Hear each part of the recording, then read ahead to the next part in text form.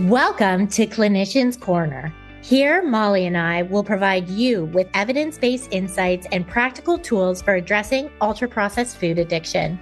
This segment is designed for both individuals navigating recovery and professionals supporting clients through the treatment process.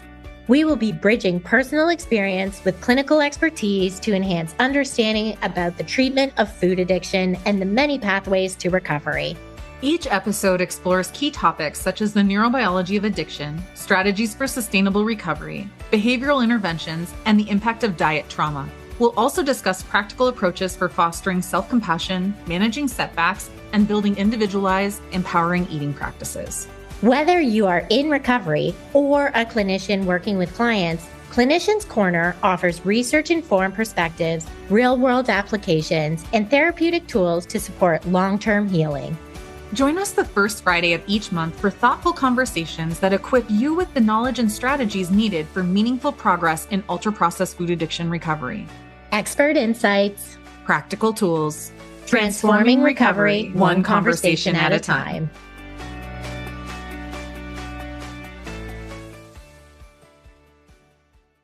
Hello, Molly. So nice to see you and so excited to see you in person in a week and a half. I know it's coming so fast. I'm excited to see you today, but I'm also very excited to get to see you when I get off the plane. Yay! We're excited because we are having an in-person retreat and they are both sold out. So we are going to get to spend time with our community, live with, work with, eat with, and have fun with all of the people in Sweet Sobriety. And I think in essence, what I got so excited about sharing today was you had just put together this kind of description of the foundation's modules and how many skills and tools did it say that There's something like there? over 80, Yeah, 81, 2, 3, something. There's a lot. There are a lot of right. skills. Yeah. And I think we don't acknowledge how much practice and skills recovery takes in the food addiction world. Now, in the substance use disorder world in general, with like alcohol use disorder, opiate use disorder, that's just the way it was. We constantly were doing skills and tools and, training around if this is what you're using for coping, what could we replace that with? But I don't find that in the food addiction field, it's talked about in the same way. Yeah, I would agree. I would agree. It's really not. And I maybe it's just too young or new as far as like actual treatment intervention goes. Obviously, there's only a few studies. We're one of them, to really show like what works, what those skills and tools would even be. But what's so interesting is that we did this whole consensus thing. We have this, right, this application into the World Health Organization trying to say, listen, this is a substance use disorder. So to me and to you, right, logically, we're going, why would we not take what we've always done in the other, right, with other outlets and then Yep. also apply them here? And so, yeah, absolutely. And that's exactly what we did with foundations was we created that program based on our knowledge and understanding and experience of treating other substance use disorders, other process addiction, applied it to the food. And yeah, I would agree. Like, not many people are talking about the skills and tools necessary to fill that gap between when I started picking up the food to like now that I put it down, what is going to replace that as that coping skill? Exactly. Yeah. And in self-determination theory, we call this competence, right? Ah, And so I thought today we could talk about because I feel like some people are like, oh, if I could just stay motivated, everything would change. And yeah. self-determination theory talks a lot about internal motivation versus external motivation, which is kind of those like binding strategies. So, accountability, all of that. And so today we'll just kind of review where motivation can actually come from and what we need to be looking for if it's going to be long lasting because I do think a lot of people are like, oh, well, when I have the right mindset, I can start, or when I have the right level of discipline, or I have another person to push me, then I wouldn't be struggling, Right. in the way Well, that. and I also feel like there's like the whole like um, messaging of like I'm not sick enough or you are not suffering enough or like you haven't hit your bottom yet. So like there's a lot of qualification around like when we can start, either from ourselves or from somebody else. And people are not failing because they don't care enough, right? Right. I think they are struggling because they've been trying to grow something sustainable, but they don't have the psychological soil to support it. So I thought I would introduce self-determination theory, talk Sure. about why it's so key in substance use disorder recovery, and what are some of the key components of it? So, self-determination theory was developed by Edward, I think, Decky and Richard Ryan, and they tell us something incredibly important. Humans don't need to be forced to change. We need the right conditions for it to emerge. And these conditions come down to three psychological needs. One is autonomy. So I need to feel like I'm choosing this, not like I'm being forced to do this for somebody else. That's why the TV show Intervention isn't always successful. And we'll talk a little bit more about that later. So autonomy is one, competence is the next. I have to feel like I'm capable of doing this. And we're going to focus on competence today, but we can't have competence if we don't have skills and tools to be practicing on a regular basis that allow us to feel capable of getting through the craving, working with our emotions, and any of these challenging situations that might show up in recovery that we don't believe we can get through it. The Mhm. last component is relatedness, and we talk about this all the time, right? I feel connected and supported. That's community, whether it's your 12-step group, sweet sobriety, life ring, smart recovery, whatever it is. Community is an essential key ingredient. And not only is community key, you have to actually feel seen, connected, and supported in that community. You need to feel like you belong. Just having a community is not enough. But Right. when these needs are met, motivation doesn't have to be pushed. It becomes internal. So I am choosing to do this. It becomes something that feels more steady, something that feels more sustainable. And when they're not, we fall into external motivations like I'm doing this for my kids, or I'm doing this. Another thing I often hear is like weight loss because weight loss means I'll be accepted by society, whatever it is. And that motivation comes from pressure. It comes from fear. It comes from shame or the I shoulds or the I have tos. Mhm. Those might get us started, right? Mhm. Those are not helpful. They just won't keep us on the path long term. So, like I was Mhm. talking about, interventions. Sometimes that may be helpful. I will say honestly, my first voyage into treatment was not self-determined. It Mhm. was, my parents were done, my husband was done, and it was you. Oh, to be fair, the truth was I had to go to treatment if I wanted my bank cards and my visa back. So, Mm. hey, that was pressure, fear, shame. I have to. And that got me in the door. And I will say, thank God, because it started my journey to recovery. But those things have not kept me in recovery. Right. It is now Yeah. the internal work that I've done. Do you have any thoughts on that? Yeah, I mean, I think, to kind of back it up a little bit, I think the word motivation does get thrown around a lot. And what we think is motivation versus that internal, like actual state of motivation are two very different things. So, like, as you were talking, I'm sure people are like, yeah, that would be really motivating. And I'm like, yeah, that's a stick and a carrot. It's a really big stick and a really big carrot. And And at some point, the game is over, right? As soon as you get the carrot, the game is over. And so the people around us who are using that tactic are just as motivated, if we want to use that word, to keep you, right? They keep moving the goalposts to keep you moving along because then they get what they need, which is, to not have anxiety about what's happening with Clarissa or whatever it might be. Mhm. But the thing about motivation is that motivation is actually an outcome, right? So the things you're talking about are stick and reward. So reward and consequence, Yes. right? That's different than motivation.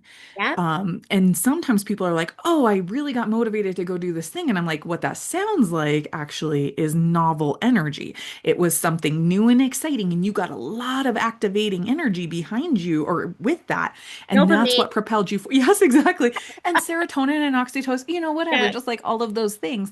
And then the thing that kept you doing it was motivation because you started the behavior and you started getting, positive and negative outcomes from what you were doing. And that motivated you to make change or keep doing what you were doing or stop doing what you were doing, Right. whatever it That's might be. the autonomy. I am Yeah. choosing this because it gives me peace. It gives me freedom. It gives me stability, not because anyone else has told me this is what I need to do.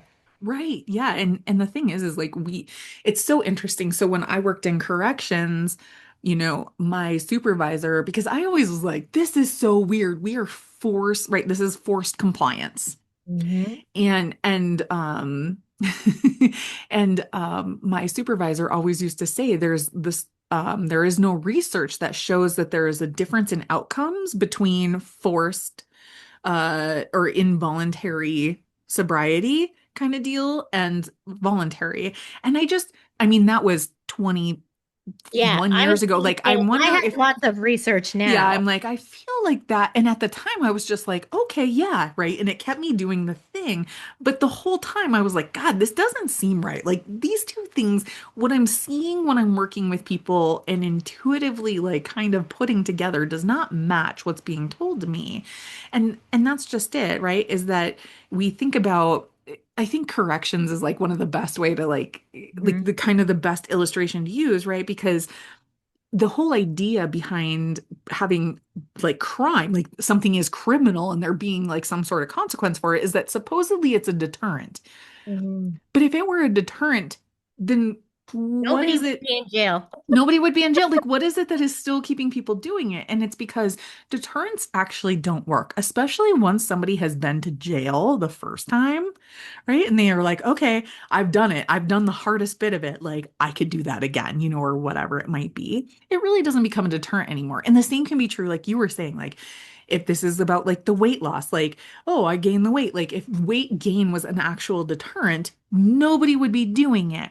But because we've done it and lost it and done it and lost it, right? We're like, oh, whatever, or whatever it might be. I don't want to make this about weight because that's not the whole point of this at all. But yes, to your But point, that's that an external that's motivator. an external Like motivator. scale, And again, to right? your point, it can get you started, right? There Yeah. can be like this compliance feeling of like, not wanting to feel the shame or not wanting to, whatever you can want to avoid negative consequences, and that can force you into doing something. But if it doesn't line up with who you are and your values, oh, that's going to be really hard to keep that momentum going. Yeah, well, this is why diets are what they are, right? It's enough to get us in and get us started, but we can't stick to it if it's not actually what we believe in or we haven't made it sustainable because most of the time we're depriving ourselves food and we're just freaking hungry. So, when you said about the research, I love that you brought this up because self determination does have decades of research across health behavior, mental health, and addiction. So, what the research shows us is autonomous motivation predicts better outcomes. So, people who change because they want to, which I will let our audience know, I went to treatment two more times in my life. So, three total times. The first time, not by choice. The next two times, Total choice. I picked the place. I decided on what program was going to be good for me, because it aligned with either my values or my identity. And it didn't predict perfect sobriety, but I was way more engaged. The minute I walked in the door, I wanted to know how I could help myself versus how much longer do I have in here? And like until I can get out and go back to do what I want to do. So, because, this autonomous motivation, the I am choosing this because aligns with people's values and identities, it means people have higher persistence, they have lower relapse rates, and they have better mental health overall. In addiction, specifically, people who feel internally motivated at the start of treatment are significantly more likely to sustain recovery than those who are pressured. So fear might get somebody through the door, but it won't carry them home. The next, Absolutely. Oh yeah, yeah, go ahead. yeah, no, I love, me and my Well, research. yeah, I was just going to say, and this Yeah. is exactly why we used to call the facility that I worked in a revolving door. So we Mhm. would have residents for 6 months. They would do all the things they needed to do to be, on community release. And then it wouldn't take long, and we would see them back in some kind of diversionary program, right? Whatever it might be. Again, like when there is this forced compliance, when somebody is constantly micromanaging you Mm. or telling you that if you don't do this thing, then right again, stick and carrot. If you don't do this thing, then you're not going to get this thing, or you will get this negative thing. A lot Mhm. of times, right? We just keep it that's exhausting for the person in that position because you're Yeah. constantly just doing the thing to make somebody else happy, but it doesn't necessarily line up with, yeah, with you, with who you are.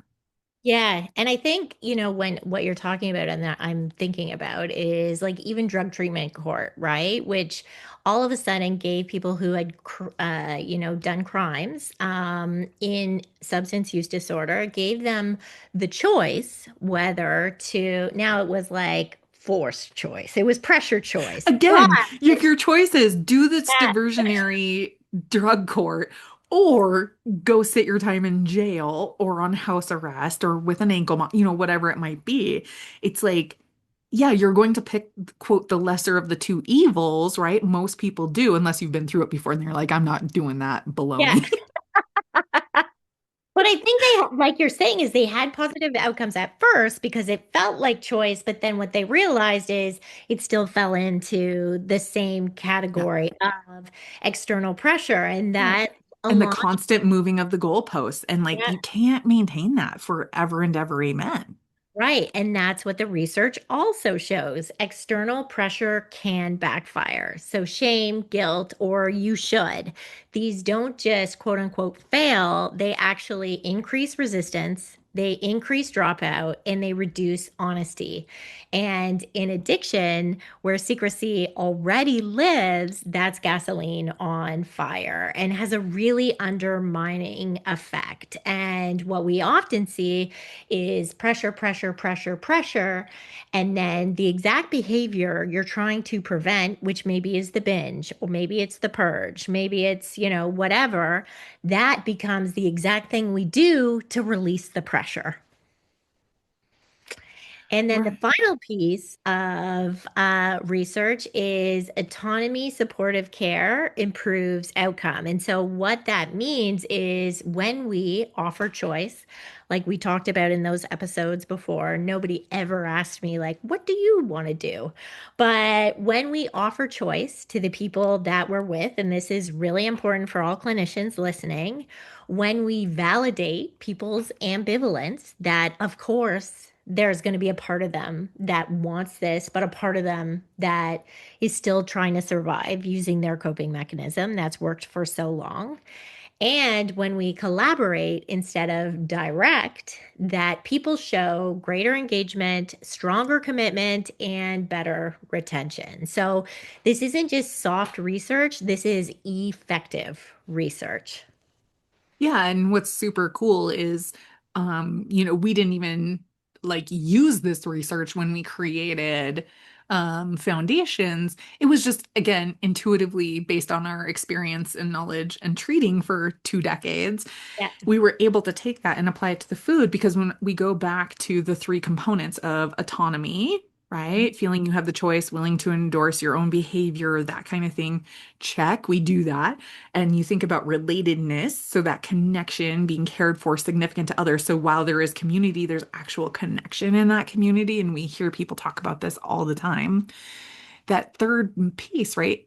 To your point, what we really want to talk about today is this idea of competence, right? That idea that we can like actually have tools in our life and the skills to use those tools, and we can be masterful at using those tools. It doesn't even have to be clunky.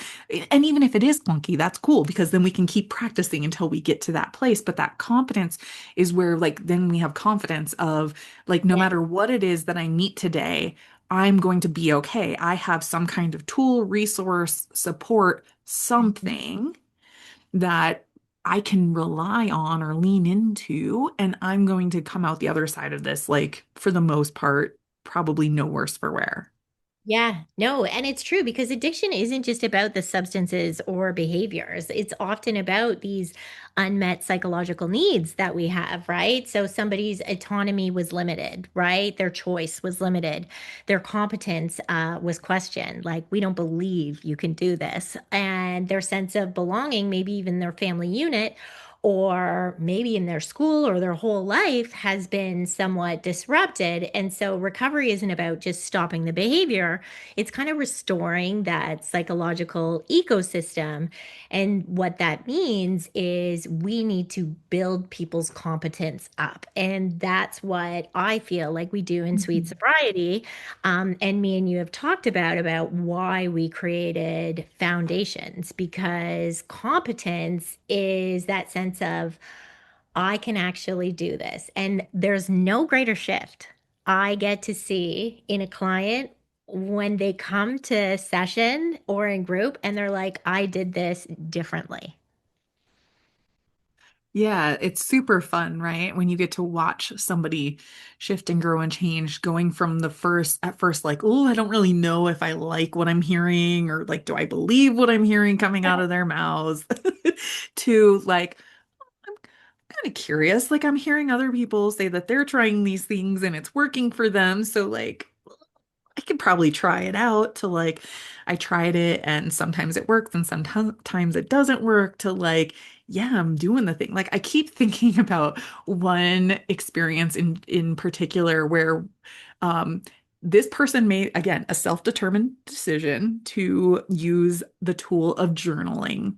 Hmm. And, and you know who I'm talking about, right?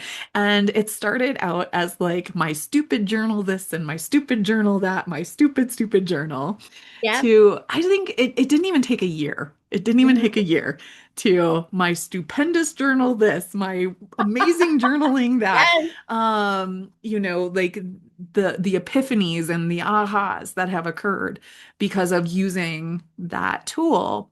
But in order to have competence, we have to know and understand what the gap is, like what is the missing skill or tool. And when you talk about restore, yeah, when we have a history of skills and this, that, and the other thing, whatever, and like it was interrupted, we can absolutely restore what was disrupted or Yeah. interrupted. But when we don't have that to begin with, when we don't have that blueprint to even work from, like I think about my own parents, like I feel like I was born to be like the most adult in the room, even as a newborn. Like, I mean, that sounds really insane, but there are a lot of times in my life when I really can look back at moments and go, wow, like I was more emotionally mature at 1 day old than my 23-year-old parents probably were. Mhm. And but I couldn't know what the missing skills were until I went and started talking to somebody and they started asking me questions. So, to you, on this idea of competence and skills and the whatever, like, how do you imagine somebody listening might be like, okay, I need competence, but like, how do I even know what I'm missing? Right. And I would say that most people in addiction aren't struggling with the motivation, they're struggling with feeling incapable. And so I would ask that question of that person to say, have there been things that you've tried and haven't worked? Are you someone who believes like you're failing at these things? If you're somebody who's maybe made promises that you couldn't keep, your nervous system is going to believe you can't trust yourself. And no amount of motivation can override that. So, our work is going to be about building safety. Maybe it's safety with me. Maybe it's safety so we can open up, right? And get out of survival mode a little bit in order to start to also see what is that goalpost? Because if my goalpost is I eat, junk food, or then I never eat it for the rest of my life, that's a huge gap, right? And that may be insurmountable. If somebody had said to me, when never to eat like sugar again or never to drink alcohol again for the rest of my life, that would I feel incapable of that. I sometimes feel incapable. I feel incapable in this moment of promising myself that and our audience, even though I have a lot more self-trust. But I can commit and promise to, I can do it for the rest of this one day. So, can we start to make some goals or some stepping stones a lot almost impossible not to be able to complete so that I start to build self-trust? Maybe it's, you know, making breakfast. Maybe it's something as simple as taking a shower. Maybe it's something as simple as, making your bed.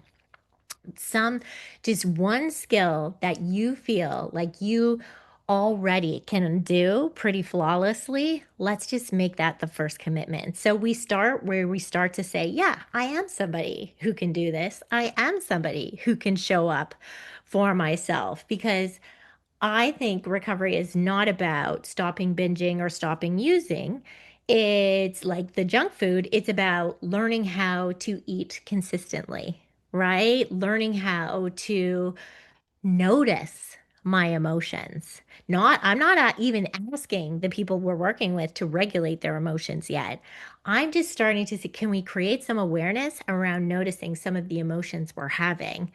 Um, can you notice what discomfort feels like in your body? Again, I'm not asking you to change it. I'm just asking you to create some awareness. It's about learning like when I have an urge, what is a craving for me? Is it my thoughts? Is it how I feel in my body? Like all of these are skills, all of these are tools, but they don't take as much work as never binging again, never using again. And that's what means I'm in recovery. Right. So what I'm hearing you say is like there's curiosity. Like you're asking yourself questions, but let's say somebody's listening right now and they don't even know what questions to ask themselves or they don't even know what skills. I'm imagining that even some of the people we know and work with are going to listen to this and go, "But what skills am I missing? What am I missing? Tell me." Because I want the perfect answer right now and I want to have it right. Well, I would say some of the skills that maybe I know that we work a lot with in sweet sobriety might be pausing before eating, even just sitting down to eat a meal, reaching out instead of isolating, coming back after a binge. All of these things are starting to put recovery momentum in place, and they all take practice because change is not a decision. It is a learning process and it takes time. I love the word competence because I think of like a surgeon who now maybe I need to go for knee surgery. I want somebody who's competent. And what that means is this surgeon has gone to maybe 6 years of school. And then now they've also performed 100 surgeries. And so now that is what competence is. Why in recovery are we not allowed to practice recovery for 6 years? and do things 100 times and maybe make things mistakes, right? Because we're learning and we're growing through all of it. It seems to be the only category Can I ask where, you? yeah, Sorry. I was I'm gonna passionate about this it's because I I feel know, and I'm gonna so interrupt, but I bad. want to ask you a question because what I'm wondering based on what you're saying is, so if we're competent in something, does that mean that competence also includes there being mistakes or roadblocks or something that we have to overcome and figure out and get Yes, because through?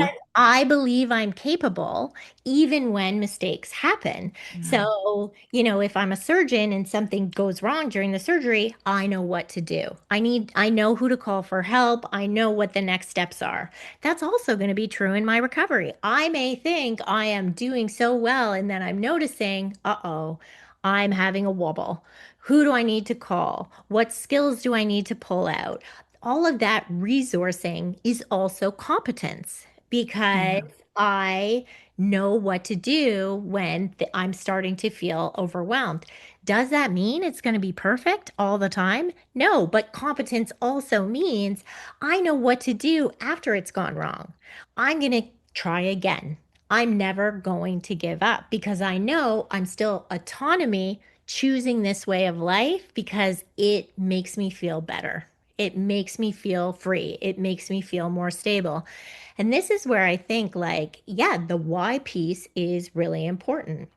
If somebody is listening and they're like, okay, well, one of my things is that, like, I'm trying to do food addiction recovery because I want to quote unquote lose weight, I would ask that person, why do they want to lose weight? What life awaits them if they lose this weight? Is it now that they can play with their kids? Is it now they can go on that trip?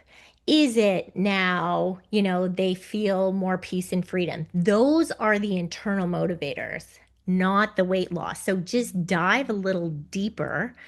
And that's why we like in sweet sobriety, we are always ask people like, what is your why?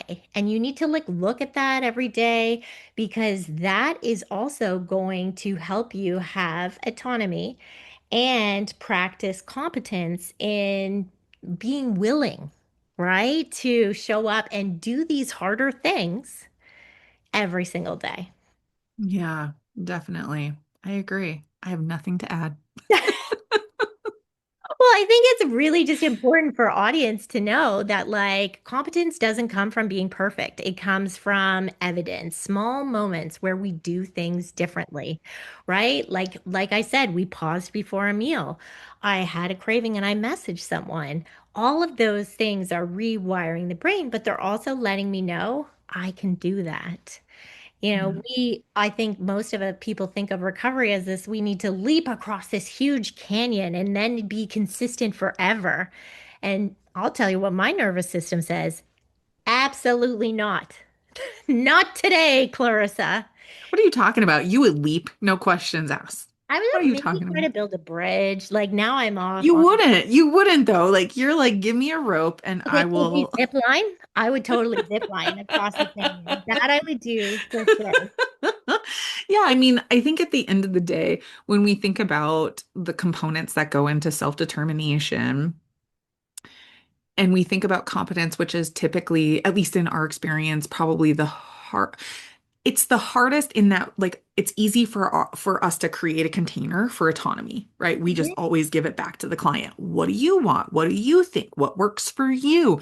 I'm more interested in that than I am in somebody else's, right? Like an individual's personal data is more important and interesting to me than somebody else's dogma.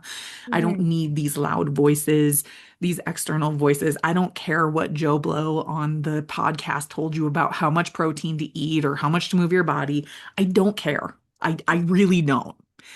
I care about what you're saying to me in front of, to you, the person in front of me. And I think the relational part is easy again, like within our community, because again, it's we can create the container and hold the space and help influence the culture of within that community in order to embrace this idea of like connection, right? Like to be seen, to be heard, to be witnessed. But that competence piece it comes with this nasty side effect of perfectionism.